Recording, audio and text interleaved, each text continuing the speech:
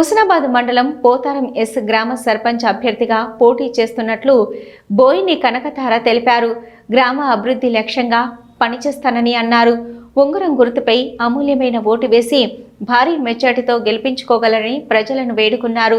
ప్రజల సహకారంతో నామినేషన్ వేసినట్లు తెలిపారు. ఒకసారి అవకాశం ఇస్తే గ్రామాన్ని అభివృద్ధి చేసి చూపిస్తానని అన్నారు. సర్పంచ్ అభ్యర్థిగా ఒక అవకాశం ఇచ్చి ఆశీర్వదించగలరని కోరారు. నాది ఉంగరం గుర్తు.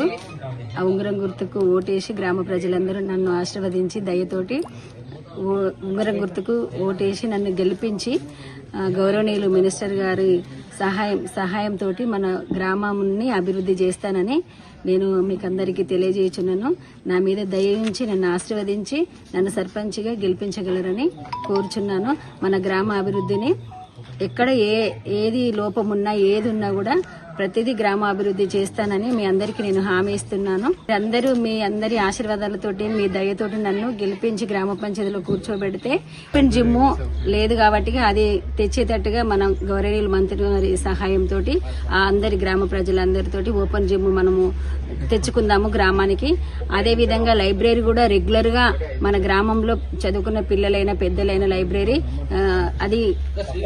అది కూడా గౌరవనీయులు మంత్రివర్యులతోటి ఆయన సహాయంతో మనము లైబ్రరీ పెట్టుకుందామని కోరుచున్నాను. అమూల్యమైన ఓటు వేసి నాకు ఉంగరం గుర్తుకు ఓటు వేసి నన్ను సర్పంచ్గా గెలిపించగలరు. అదే విధంగా నాతో పాటు ఉన్న వార్డు మెంబర్లందరి వారి గుర్తుల ఓటు గౌను, గ్యాస్ పొయ్యి, స్టూలు వారి గుర్తుల మీద కూడా వేసి వార్డు మెంబర్లందరినీ గెలిపించగలరని మేమందరము కలిసి గ్రామాన్ని అభివృద్ధి చేస్తామని ఎల్లవేళలా మీకు ఒక వార్డు మెంబర్లందరూ సేవకులుగా నేను సేవకురాలిగా మీకు ఎల్లవేళలా మేము చేస్తామని